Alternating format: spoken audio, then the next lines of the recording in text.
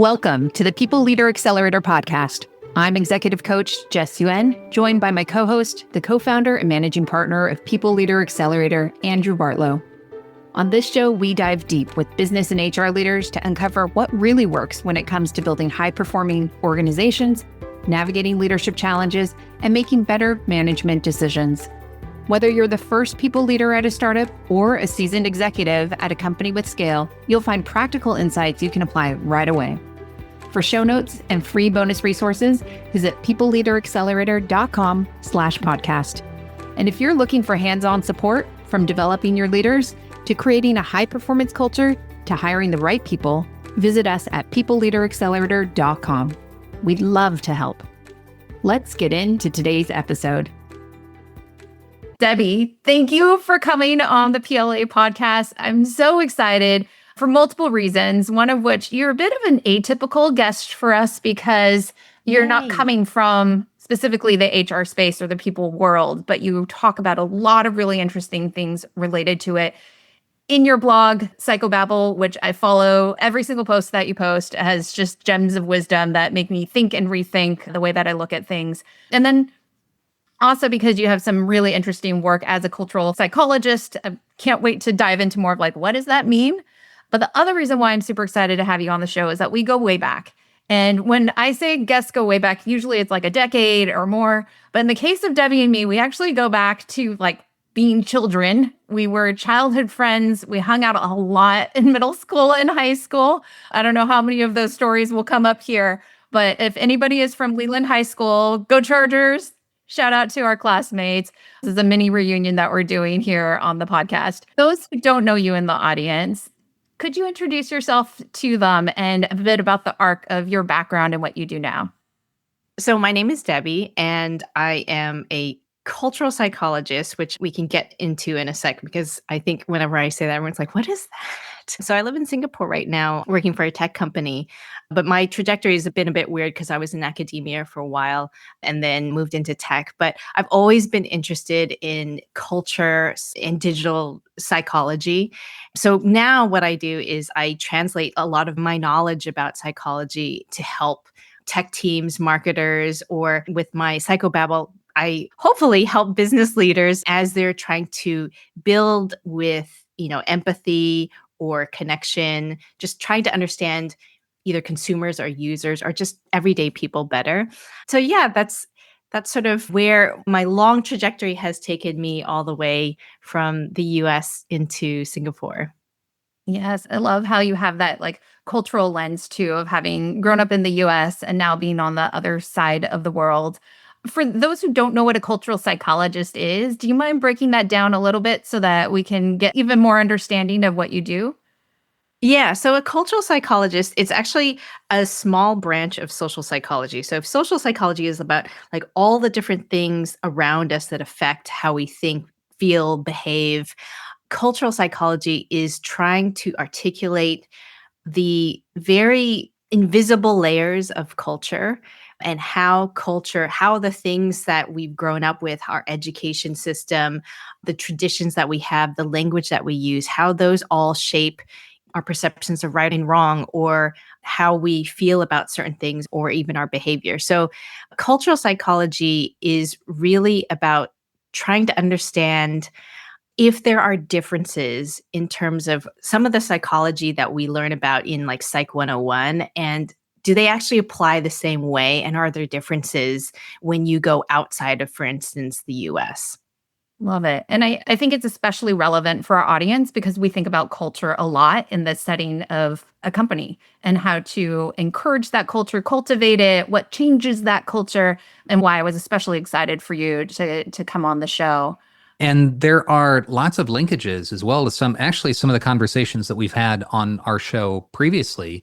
We chatted, Debbie, with Daniel Illes, who's a longtime friend of People Leader Accelerator, who talked about driving dramatic growth, the differences between US, UK, and Europe, specifically Lithuania versus London, shockingly different in some ways. There's real live business application to these cultural differences, especially as we become increasingly global. So I'm really excited. If you're willing, I'd love to explore a little further, maybe in some detail. I understand that you've been leading culture map workshops based off of Aaron Meyer's framework. And before I ask you about like the spiciest culture maps and the biggest missteps, which I will, so like get ready for that, would love for you to share maybe with our audience members that may not know what a culture map workshop is or may not be as aware of Aaron Meyer's work. Could you give us, just a quick primer on what that is? And then let's talk about it a little bit more. Yeah, so we had actually reached out to Erin Mayer because the book that she wrote was resonating with a lot of people in the company. And especially because when you work in a global company or multinational company, you realize very quickly that there's friction points that you weren't anticipating. And so we had talked to her about, like what are some of the ways that we can incorporate some of the things that you have seen. So she wrote this book called Culture Map, and she had interviewed a whole bunch of managers across the world to identify some of those friction points and some of the things that you can do to address those. And so from my perspective, how we have run it is really to make sure that people are aware that there are the differences in the first place. Because I think when you're not aware of your own culture, you are automatically going to assume when somebody does something differently that it must be wrong or it's weird. And so when you can start showing people it's not wrong, it's different, and this is the reason why it's different, it allows people to sort of step back and at least give people more grace and be more curious.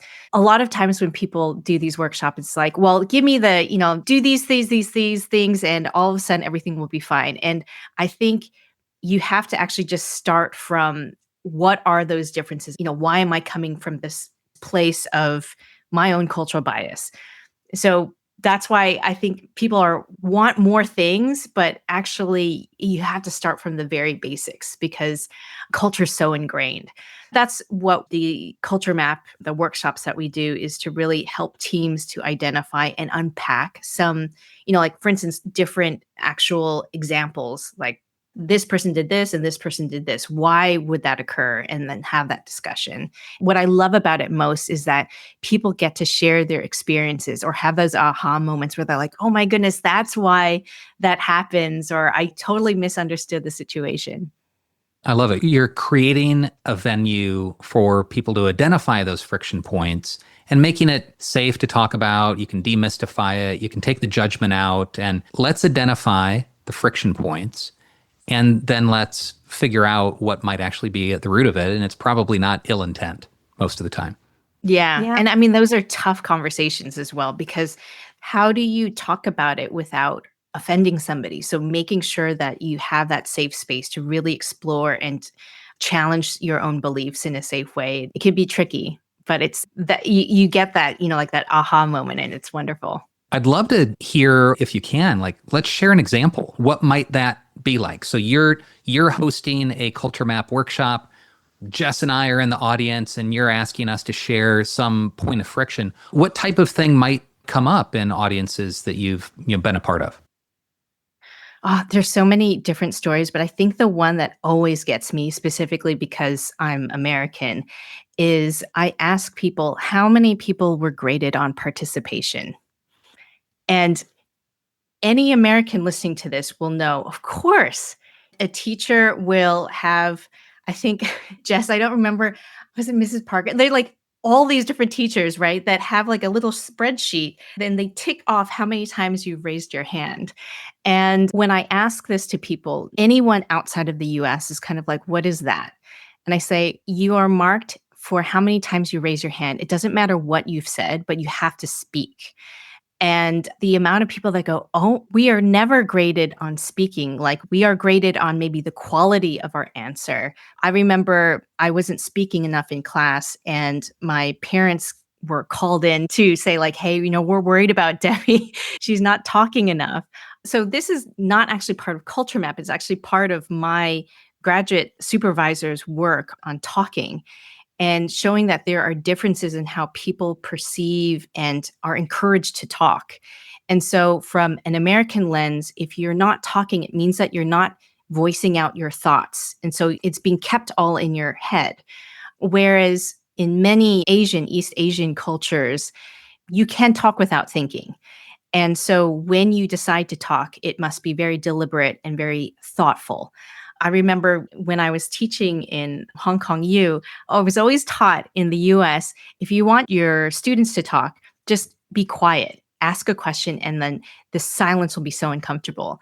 And it works every time. And then I went to Hong Kong and it was so uncomfortable for me. I think we all sat in silence for one whole minute because they're like, your question was not good enough. Like it wasn't clear enough. We're not going to just say anything.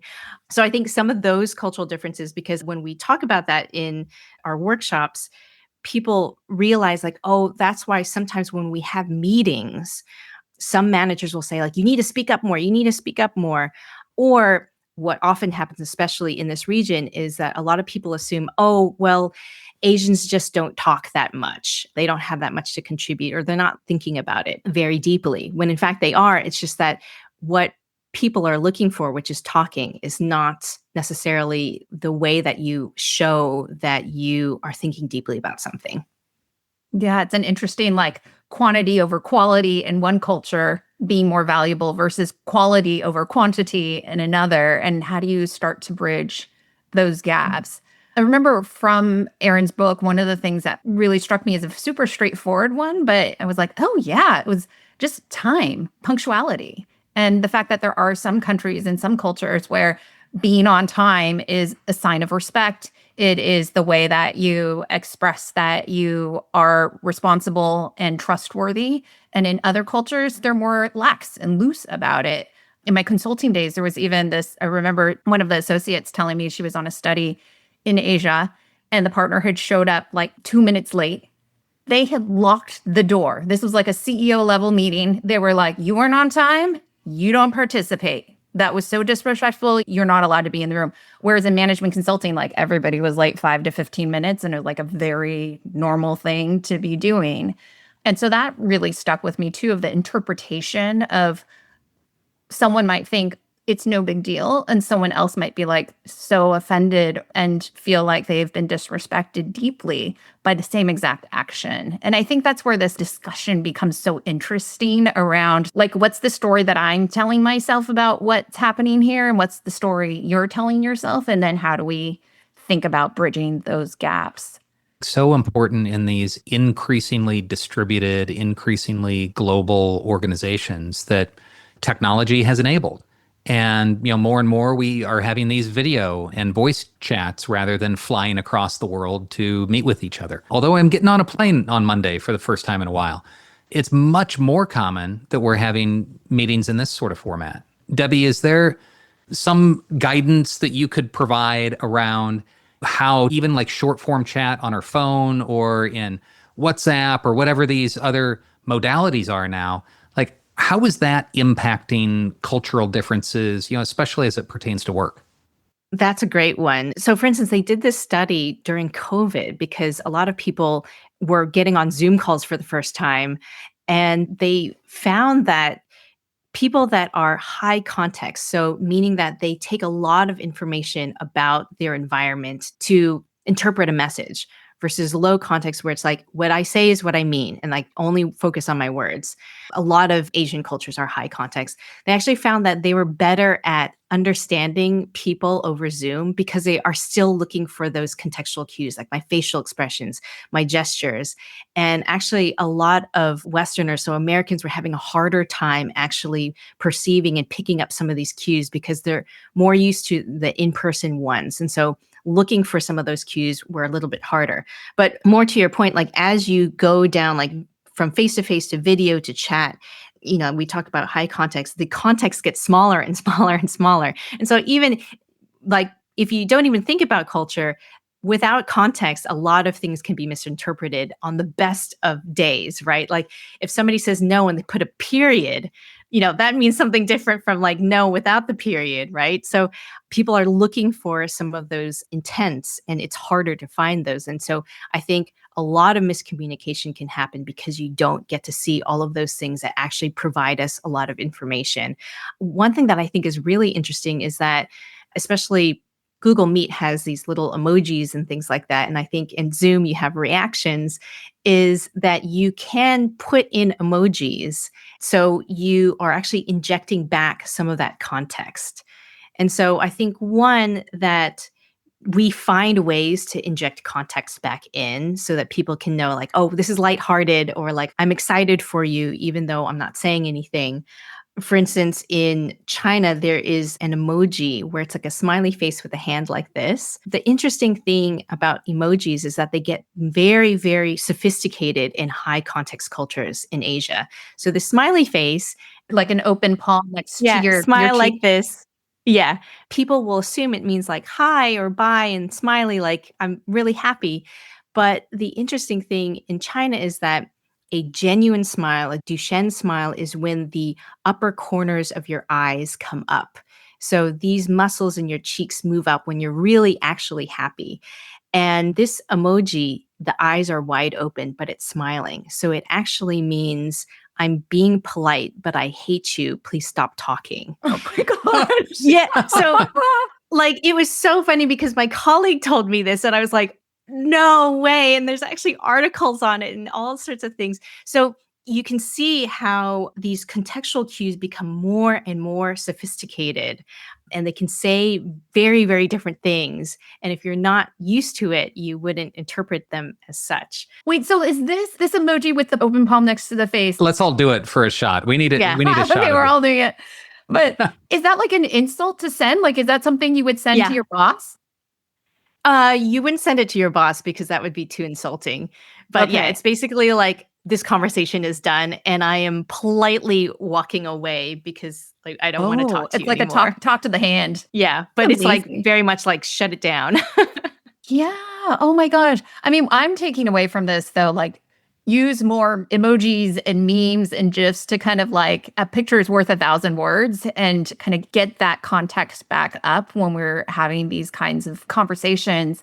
I'm curious if having a conversation in certain contexts, like do you find when you're working with teams that they need to somehow think about like, do I send this as a text? Do I send this as an email? I feel like that is a conversation that often happens of like just re-understanding what's the right medium for the right conversations. Totally. And I think the thing that, in the workshops that we give, what we usually talk about is that with your team, you need to create a culture around communication. So you are identifying and prescribing your own culture. Like when we want to talk about this, we do these things. Because otherwise, exactly what you said, you're like, oh, is this like a text message or is this an email? Because people have different perceptions of what is formal, what is informal, what is appropriate. I always sort of say that the team sets the course in terms of what is appropriate, because text can be it can be urgent, but it can also be informal.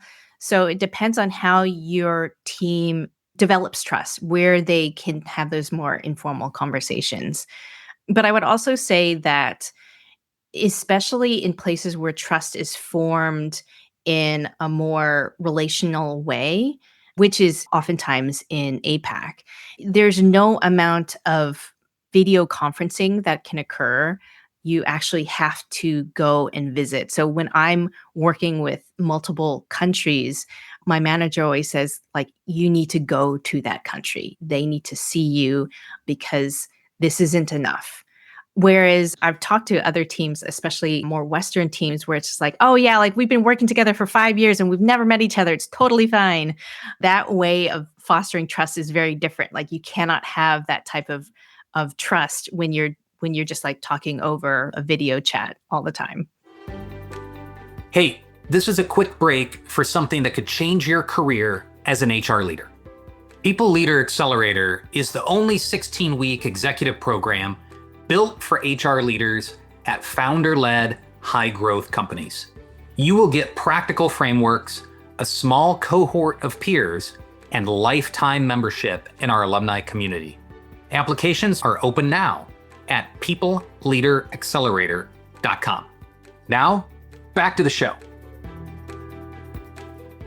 Yeah, it's incredible. I'm curious because teams are oftentimes so global and you might have a mix of Western and Asian and representatives from a lot of different places. How do you know when a team has gotten to the point where they've moved past just like tolerating the differences and have gotten to like genuinely be effective because of them? So I think it's actually when you can actually be yourself and people do not misunderstand you. Because the whole thing about cultural misunderstandings and kind of having to flex is because you don't want to be misunderstood. You don't want people to take something the wrong way. So my director actually said, the moment I know that I'm trusted is that I can be my most direct self. I can challenge openly, and people don't misinterpret me or get offended. Like they know my true intent comes from a good place.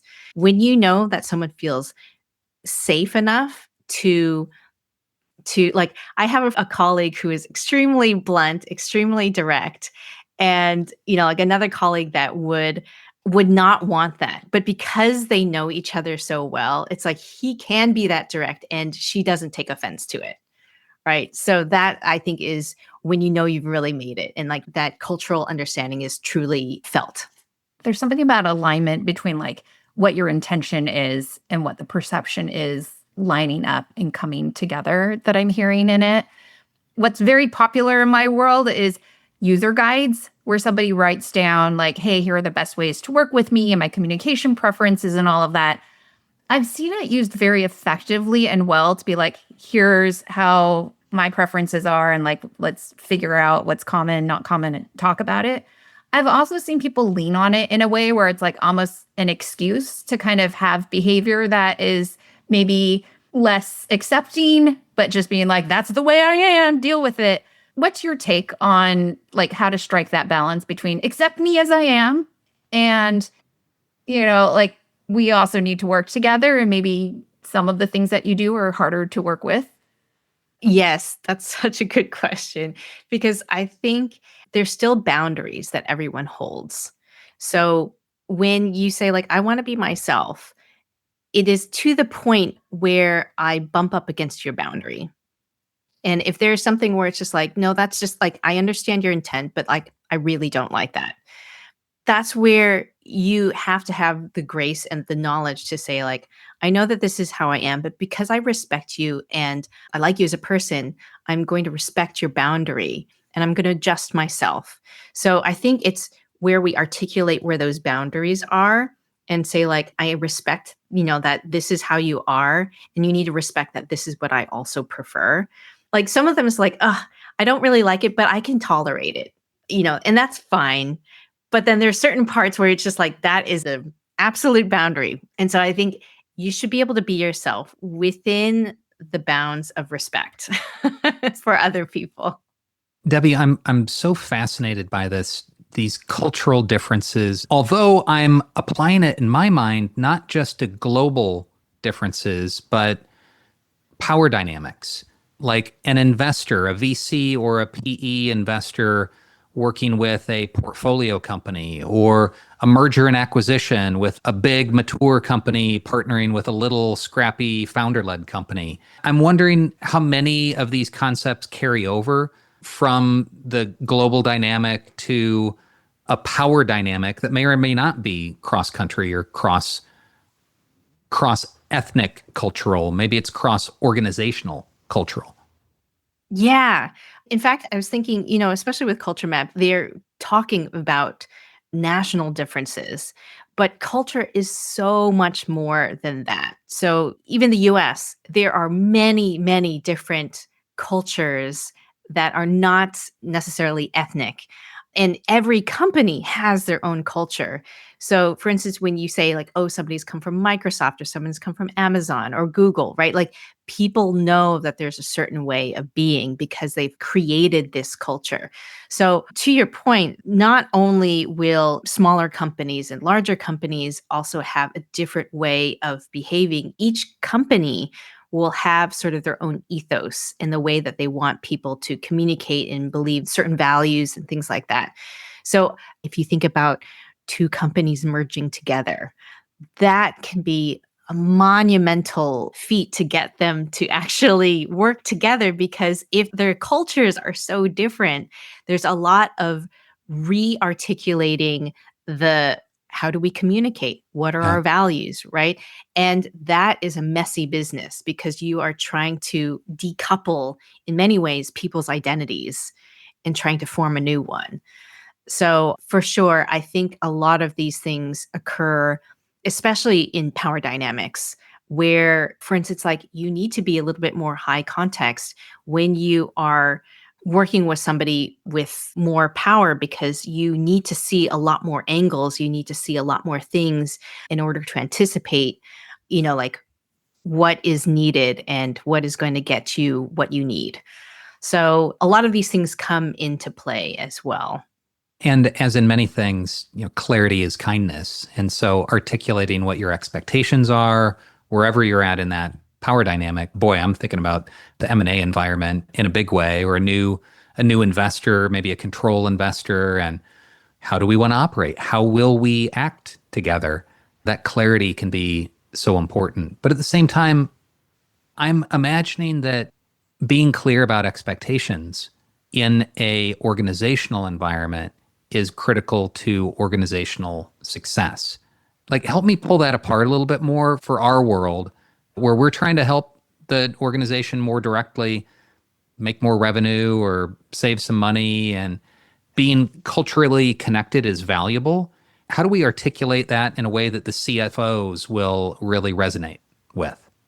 I have thoughts on that, but in terms of the CFO, what are the typical things that kind of are broken down where being able to talk about your expectations, they're broken between the CFO and maybe the rest of the company? Yeah, I love the clarifying question. So an example might be, hey, we are acquiring another organization and we want to make sure that we do no harm, don't lose revenue, don't lose customers.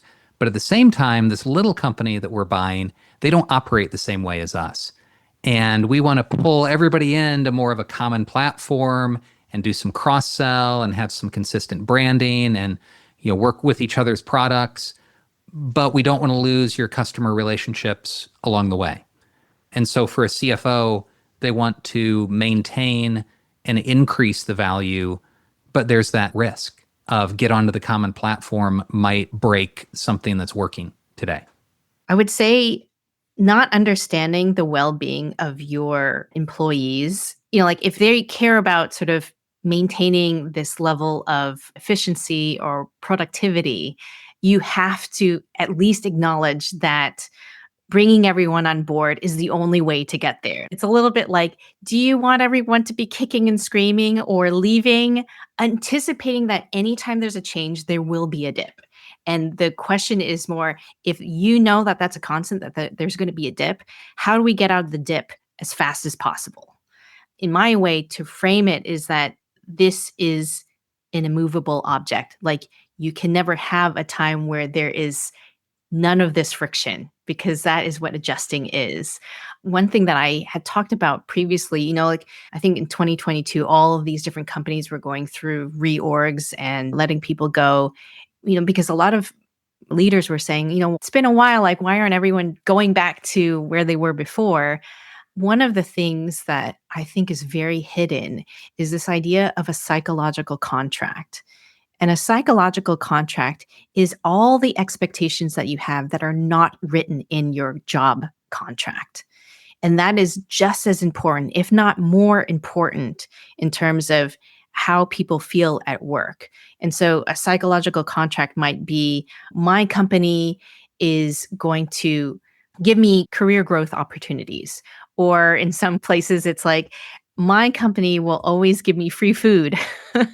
Or like, these are all the benefits that I'll be getting. Or my company allows me to, I was going to say, like, I always focus on free food. I really love free food. But those are things that are not written in a contract, right? But it's like so true. Growth opportunities. This phrase is fascinating to me, of psychological contract, because I think it sums up so much that I like what's coming forward for me. And especially when you talk about free food, as we had this period of time at Gusto where we replaced our snacks, delicious potato chips and chocolate bars and sodas of all kinds, and we replaced them with healthy versions of things, and people No.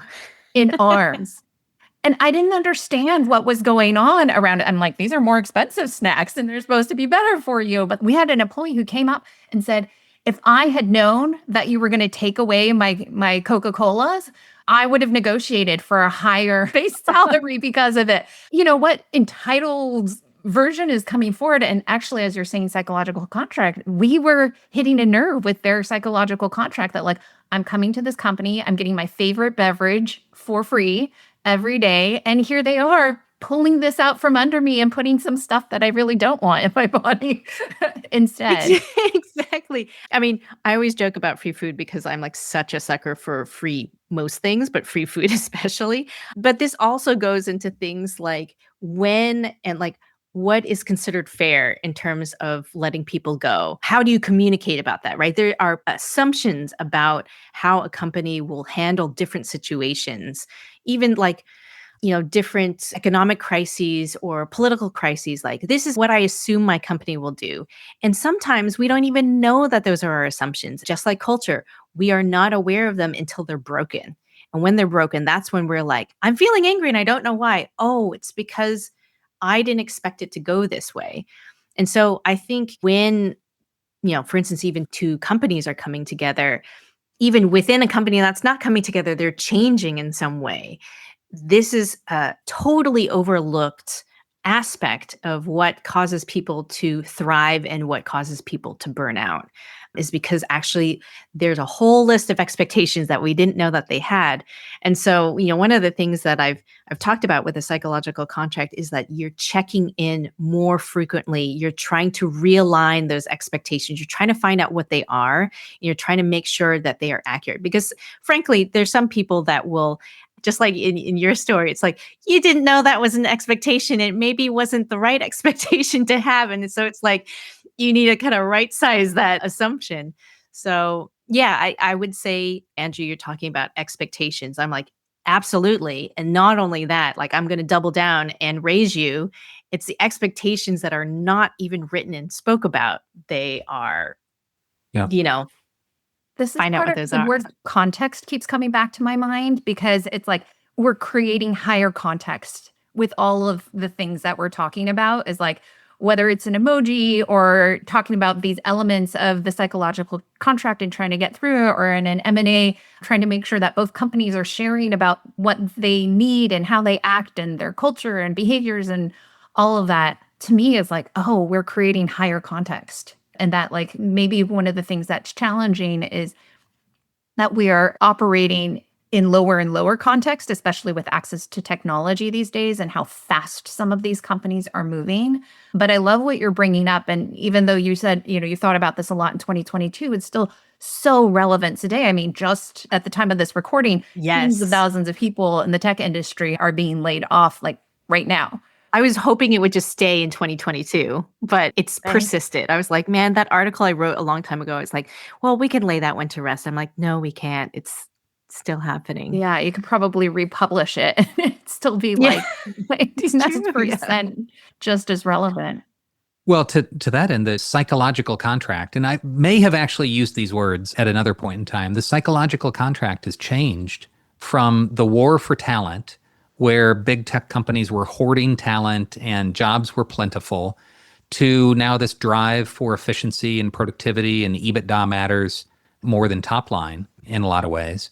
And at one point, the psychological contract was, you need to grow me, you need to develop me, you need to increase my pay by 7% every 6 months, and my employer is responsible for all of my health and well-being. And that may have been true during the war for talent, but the environment has changed. The pendulum has swung pretty hard to the right. And now we're talking about robots replacing people and layoffs in the tens of thousands. And the cheese has been moved for a lot of people and a lot of managers, and expectations are sometimes lagging that reality.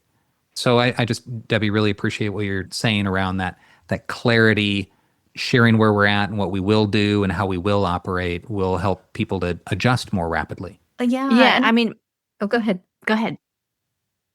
I was going to take it to a place of like, also, I'm reflecting on the fact that generationally, the contract has changed significantly. Like we're talking about a change in the last few years. But when we talk about from like a people leader standpoint, it's not uncommon to say, hey, we have 3 generations, 4 generations of workers in our workforce, and that they may have different expectations. And I think this hits on that as well, right? Like our grandparents, our parents, they expected a company to be able to take care of them for their entire careers, have a pension to be able to support them. And that contract has so wildly changed, right? Especially in tech where average tenures are like, we're lucky if it's even, a year and a half at this point. And so that's the other kind of layer that's coming to mind as well. What were you going to share? Yeah, I was actually going to say, to your point, actually, that a psychological contract is also evolves with the person based on their experiences. So when you think about like somebody maybe that had to survive the 2008, 2009 economic crash, their perception of the stability of their work or their job is going to be very different. I liken it to when you're dating someone, you're not just dating them, you're dating like every lesson that they learned or every bad relationship that they were in, right? Like you don't know like what people's expectations are in a relationship because you have to kind of go back and sort of understand their experience in other relationships. I would say it's the exact same thing in work, is that psychological contract is largely informed by your experiences. So I actually feel that, especially in this time of, I would say, great upheaval, and especially in the tech industry, is that it will fundamentally rewrite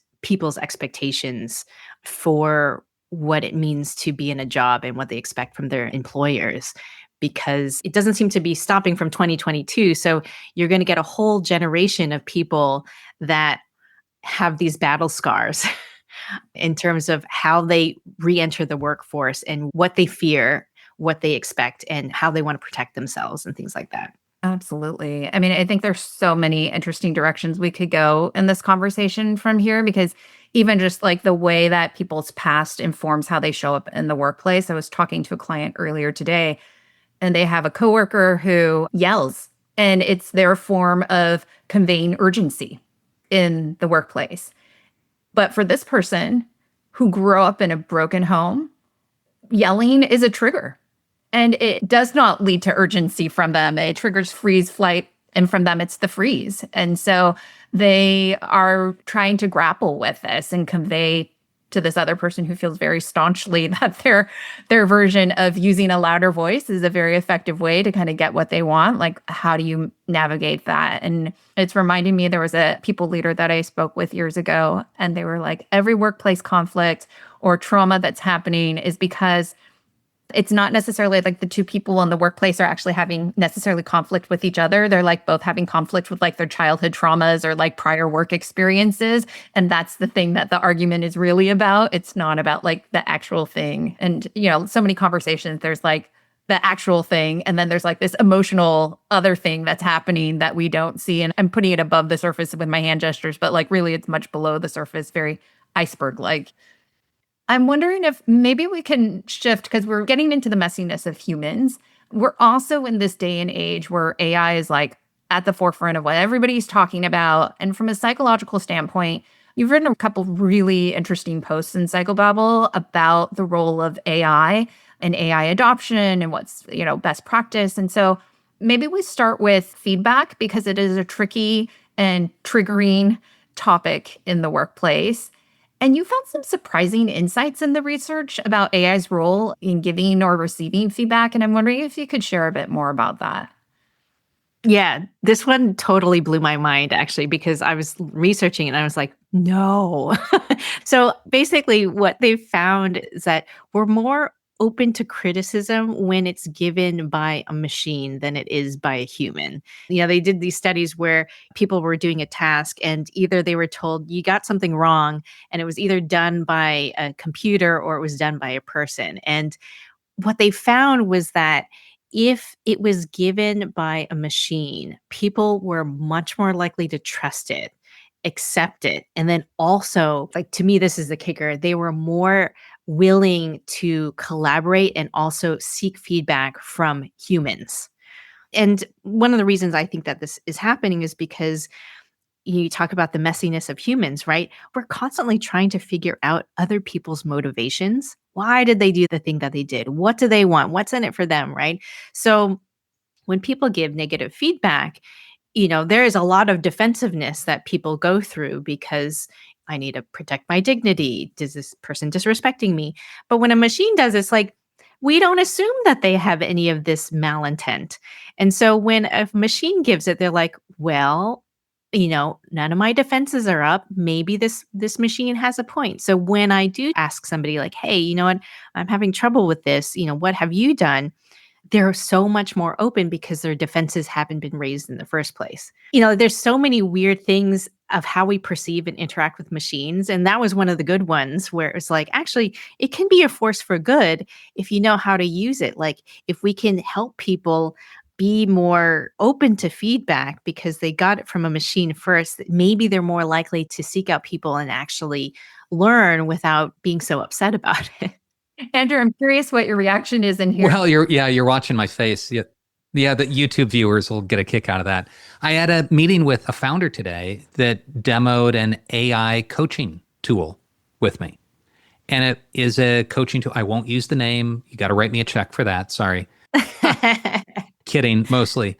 Yeah, and it's a tool that you can have an avatar, you can speak with it, and it will give you feedback about a interaction that you've had. You can call it just like an HR business partner if you want to, and ask for feedback on how to speak with a direct report about a challenging situation.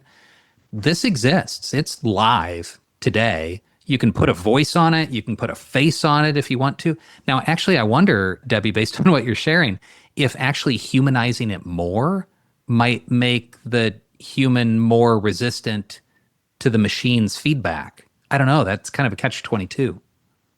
Yeah, I do feel like if you start to ascribe more and more human qualities to it, you're right, it could get to the point where you start to assume that there is a motivation behind it.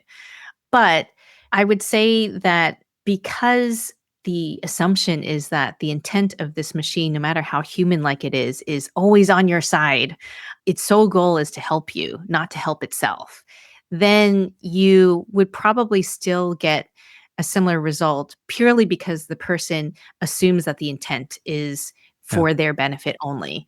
I was also going to say, even being more open to a machine might also be like, whenever we think of defensiveness and the messiness of humans, that's actually where machines can help. Like there was a company that I had heard of at a conference where it was kind of like a hotline. So it was like for HIV and AIDS awareness and prevention, people could talk to this chatbot and get information, book appointments and things like that. And they could ask all the embarrassing or uncomfortable questions that they just didn't feel comfortable talking to a human about. We are talking about like the best parts of machines. There's, also some more scary aspects, but those, I think, when we recognize that there are things that we need to do, but we're too scared, and machines can sort of bypass some of our impulses to protect ourselves, or we're worried about what people will think about us, those things are not necessarily there. It's so fascinating to me because I think you're talking about intention, and that like if the machine is seen as unbiased or in support of doing the best thing for me, I trust it more. But if my manager forced me to use it, or the HR department signed up for it, or if I was then suspicious that, that it wasn't for me, that it's for the benefit of somebody else or for the company, then like I wouldn't trust it as much. And it directly relates to this thing called the trust equation that back in my consulting days, they used to teach us all. And it had a few elements in the numerator that like, if you were more credible, more reliable, or if you created like a stronger personal connection, you trust the thing more. And the denominator was self-interest. And if you were more self-interested, people wouldn't trust you as much. And this is like, in my mind, I'm like, oh my gosh, this is exactly that. Like we trust the machine more because we know it's not self-interested. We know it's like interested in something else, but it does also connect back to when we as people leaders are creating the machines to help us with performance reviews or coaching or any of this stuff, we actually need to be really clear about that intention. Because if we're not, then there is this misperception, this mistrust. Even the same with employee surveys. Like, do I put my actual feelings when they ask me about how I'm feeling and whether I like my job? Or are they going to use it against me and it's not really anonymous? And so if we can't create that trust to start with, then it won't be as effective.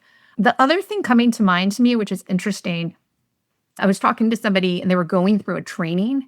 I don't know if it was for Radical Candor, but it was like Kim Scott as the trainer, but it was like AI Kim Scott who was doing the training.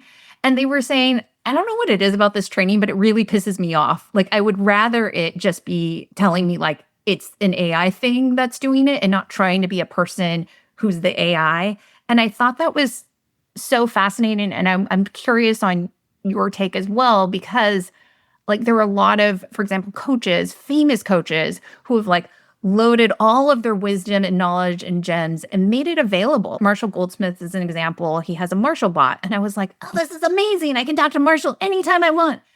I have used that thing 0 times because I'm like, if I had the chance to talk to Marshall Goldsmith, Marshall, you ever find out, I would love to talk to you.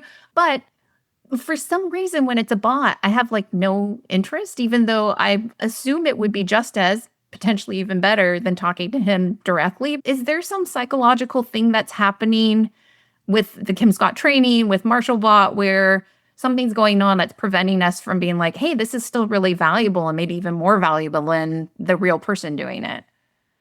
Totally. What I thought of initially was the uncanny valley, where it's not real, but they're trying to make it look real. And then it becomes creepy because you're like, it's almost real, but there's something not real about it. And it's like not okay. And so, it's uncanny valley is a little bit like, the early days of animation where they tried to make it look lifelike, but it's like, there's something wrong with how their face moves. We could pick up those things and it's like icky because it's almost real, but it's not. And what I would also say is that there is still a need for authenticity. There's still a need for intimacy.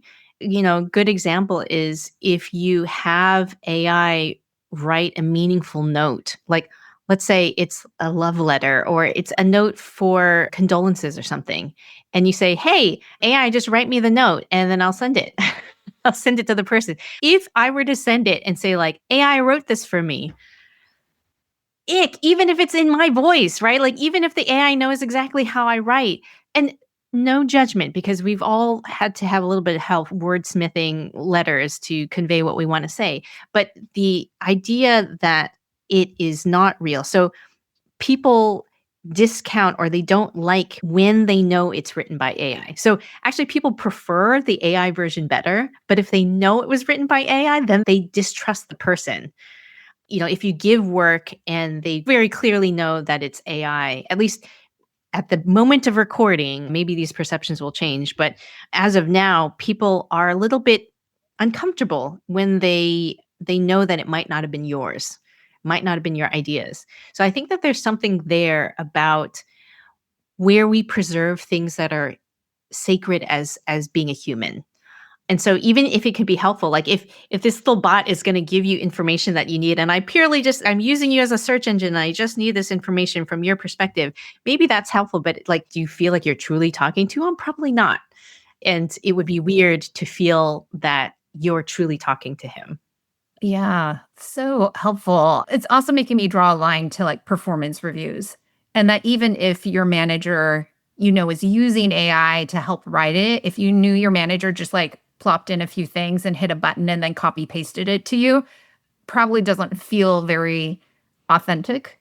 And therefore it might be discounted. And it's something I think we see as one of the most common use cases in AI use for HR is like encouraging people to leverage in supporting the writing. But there is an interesting line between like just put a prompt in and then hit a button and then being able to get this beautiful thing that you put 0 effort into versus, hey, there was thought that actually came alongside it. There's a term that you used, prompt psychology. Speaking of prompts, I'm wondering if you could share more about what is prompt psychology and why it's what you call the way of the future. Yeah, I coined this term because I thought it was such a weird phenomenon, is that when you are prompting AI, the psychological biases that we have bleed through into how the AI responds. So, this article, I loved it. The title is called Call Me a Jerk. And basically, what they did, there's a whole bunch of persuasive tactics by like father of persuasion research, Cialdini.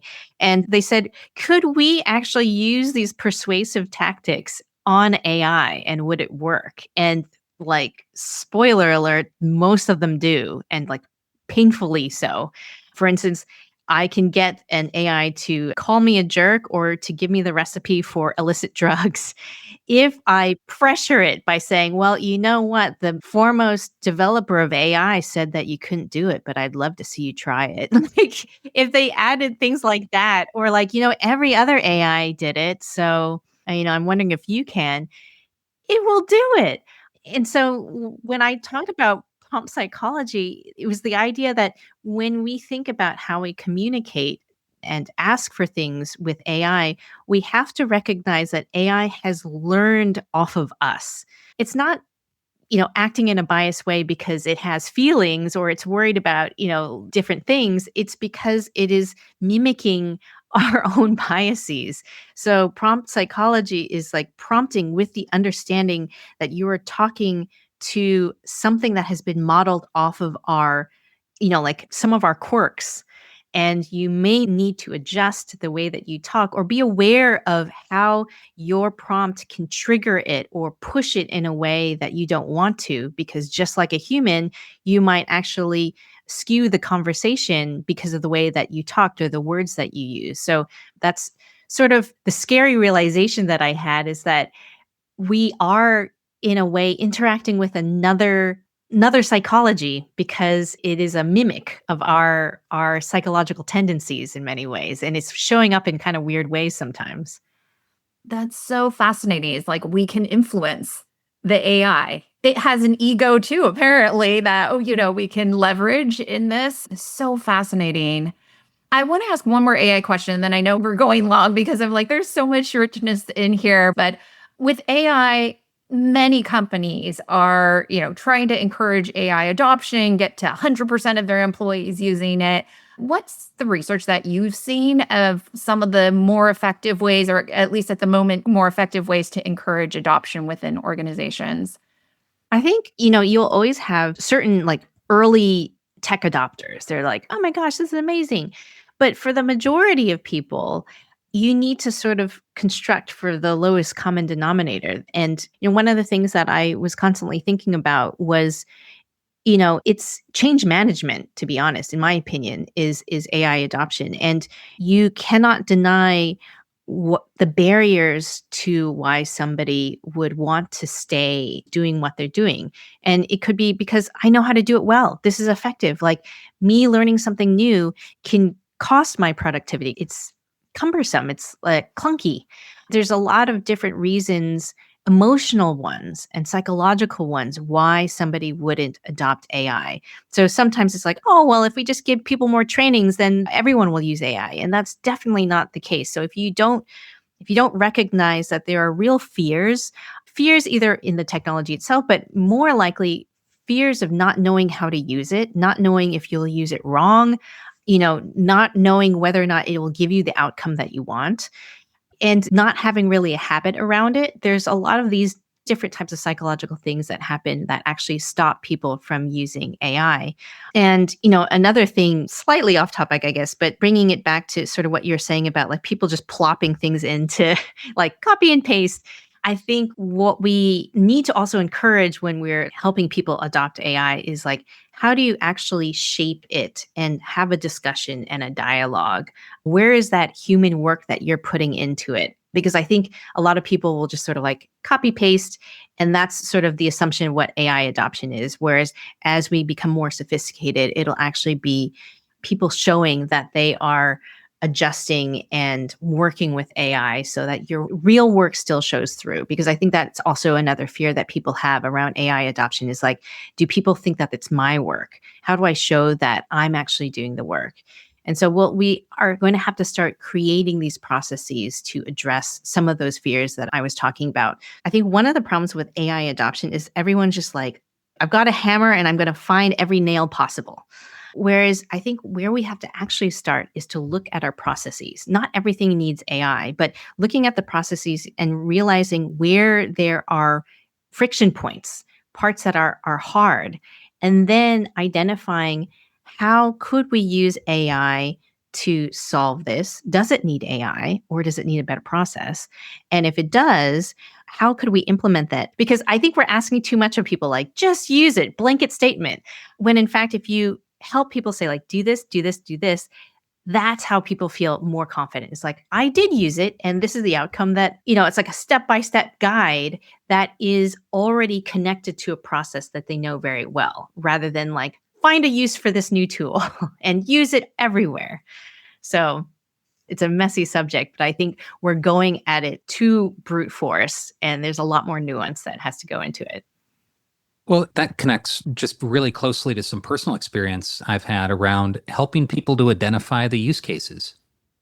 That's been one of the most successful workshops we've done with the People Leader Accelerator community. We have 110 grads, and we asked, hey, who's using AI and has something that you could do a show and tell around? And we had way too many people volunteer to possibly highlight, but that was one of our best attended, best reviewed internal workshops that we've ever done. And the feedback was, you gave me ideas how to use this thing.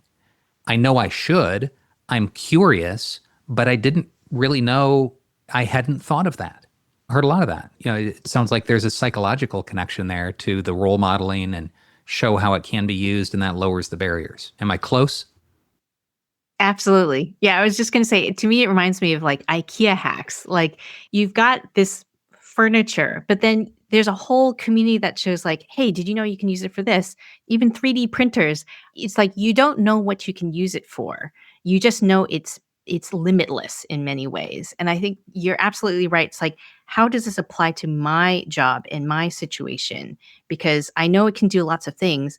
I just don't know how I can use it for my stuff. And so just giving people those examples helps lower that barrier. Well, let's do more of that. Debbie, really appreciate this conversation so much. It's sparked a number of ideas for me and especially for Jess. I think we're going to see a couple of posts in the left-hand column from her about this.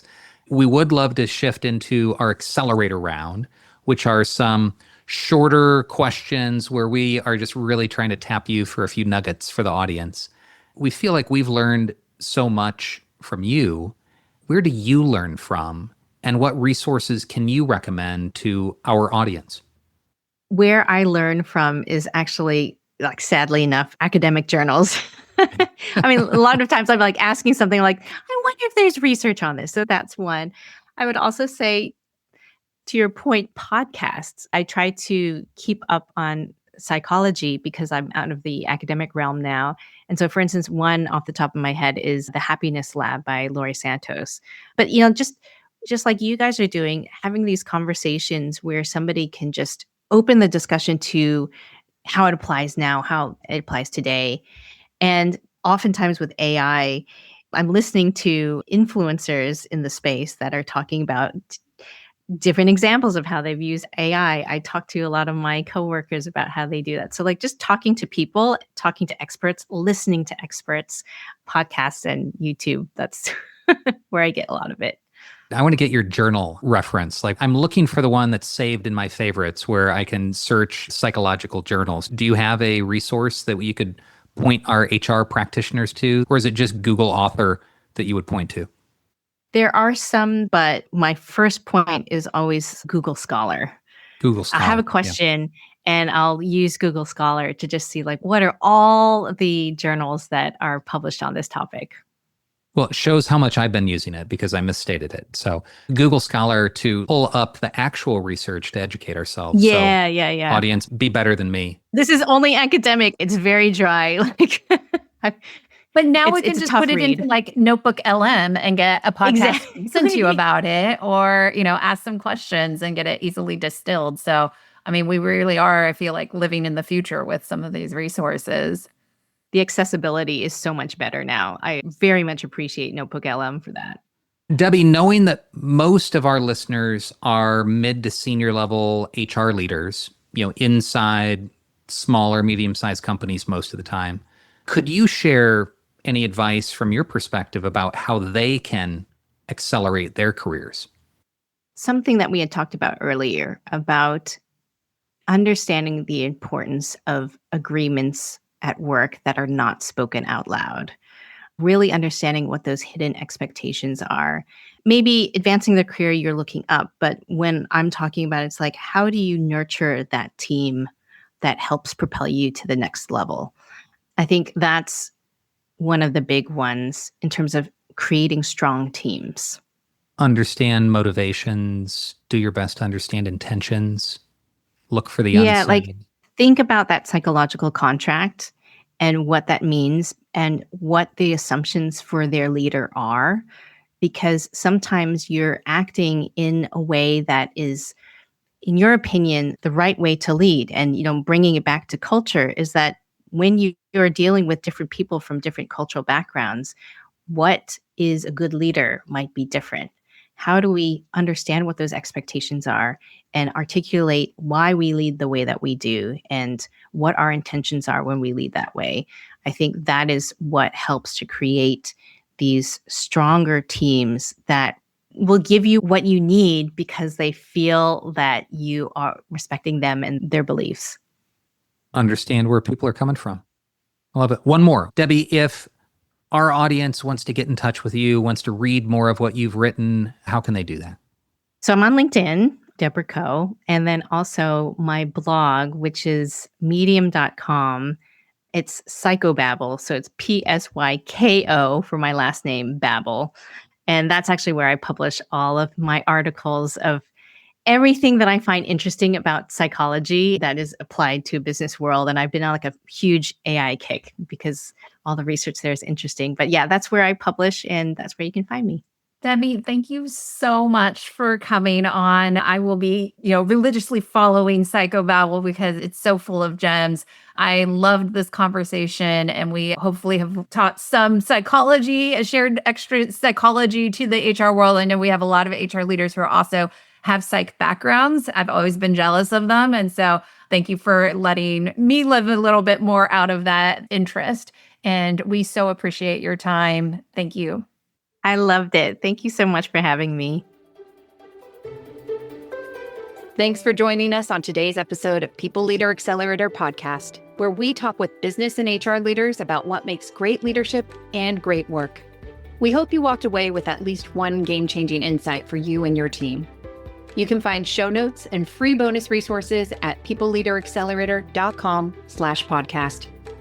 If today's conversation sparked something for you, hit subscribe, leave a quick review, and share this episode with that one colleague who really needs to hear it. You know who I'm talking about. And if you're currently navigating the tricky waters of hiring top talent, developing leaders who actually lead, or building a culture that fuels growth, let's talk. You can find us at peopleleaderaccelerator.com. We're here to help you and your team not just survive, but truly thrive.